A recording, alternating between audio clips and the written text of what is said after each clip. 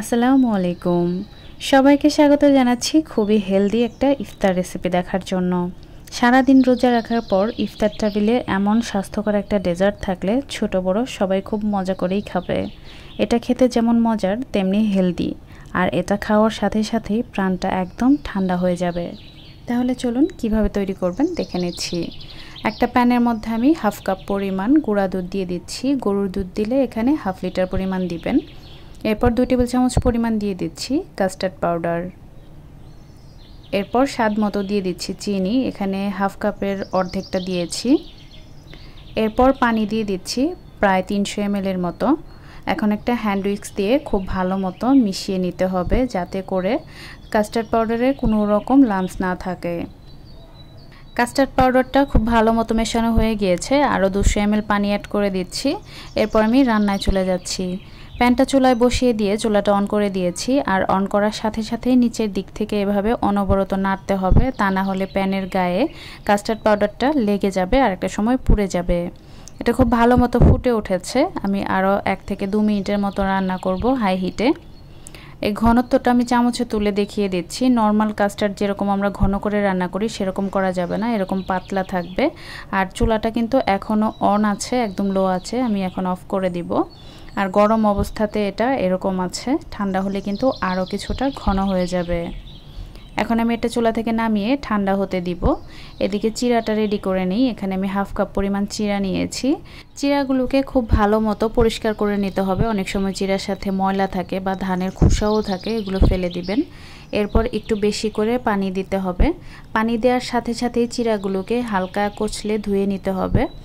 এগুলো কিন্তু ভিজিয়ে রাখা যাবে না, ভিজিয়ে রাখলে চিরা ধোয়ার সময় একদম গলে ভর্তা হয়ে পানির সাথে মিশে যাবে। আমি 2-3 বারের মতো পানি পাল্টে চিরাগুলোকে ধুয়ে নিয়েছি। সম্পূর্ণ পানিটা ফেলে দিয়েছি। এখন আমি এই চিরার মধ্যে সামান্য একটু লবণ দিয়ে দিচ্ছি, এখানে হাফ চা চামচের থেকেও কম আছে। এরপর পানি দিয়ে দিচ্ছি। পানিটা এমনভাবে দিতে হবে আপনি যতটা চিরা নেবেন তার থেকে অর্ধেক, যাতে করে চিরাটা ভিজে যাওয়ার পর এক্সট্রা কোনো পানি না থাকে। লবণটা খুব ভালো মতো মিশিয়ে দিয়েছি। এখন ঢেকে রেখে দেব 15 থেকে 20 মিনিটের মতো। এই সময় চিরাগুলো কিন্তু ভিজে ফুলে উঠেছে। আমি একটু চেপে দেখাচ্ছি, দেখেন এটা কিন্তু একদম নরম হয়ে গিয়েছে। এখন প্লেটটা একটু কাত করে দেখাচ্ছি, এতে এক্সট্রা কোনো পানিও নেই। এখন আমি আগের থেকে যে কাস্টার্ডটা রান্না করেছিলাম সেটা অন্য একটা পাত্রে ঢেলে নিয়েছি। এর মধ্যে চিরাগুলো দিয়ে দিচ্ছি। আর চিরাগুলো দেখেন কতটা ঝরঝরেও হয়েছে। পানির পরিমাপটা এভাবেই দিবেন, তাহলে আপনাদের চিরাগুলো এরকম ঝরঝরে হবে। এর মধ্যে পছন্দ অনুযায়ী ফল দিতে হবে। আমি আপেল দিয়েছি আর 2 রঙের আঙুর দিয়েছি, সাথে দিয়েছি কলা আর আনার। আপনারা যে ফলগুলো খেতে পছন্দ করেন সেগুলোই দিবেন, তবে খেয়াল রাখবেন ফল থেকে যেন প্রচুর পানি বের না হয় আর টক না থাকে। তরমুজ এবং আনারস এই দুটো স্কিপ করবেন। এরপর খুব ভালো মতো মিশিয়ে নিচ্ছি।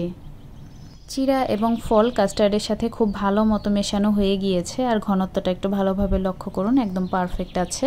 আপনি চাইলে এভাবেও খেতে পারেন। আমি এটাকে আরও মজাদার করার জন্য ভ্যানিলা আইসক্রিম ব্যবহার করছি। চেষ্টা করবেন এখানে ভ্যানিলা আইসক্রিমটাই ব্যবহার করতে, কারণ কাস্টার্ড কিন্তু ভ্যানিলা ফ্লেভারের, তাই ভ্যানিলা আইসক্রিমটাই বেশি ভালো লাগবে। এরপর উপর দিয়ে কিছু আনার দিয়ে ডেকোরেশন করে দিবেন।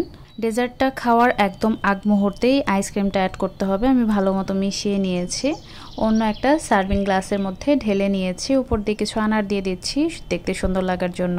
এটা খাওয়ার জন্য এখন একদম রেডি। আশা করছি মজাদার এই ডেজার্ট রেসিপিটি সবার কাছেই সহজ ও ভালো লেগেছে। অবশ্যই তৈরি করবেন, আর কেমন হয় কমেন্টে জানাতে কিন্তু ভুলবেন না। সবাই ভালো থাকবেন, আমাদের জন্য দোয়া করবেন। আজ এখানে বিদায় নিচ্ছি। আল্লাহ হাফেজ।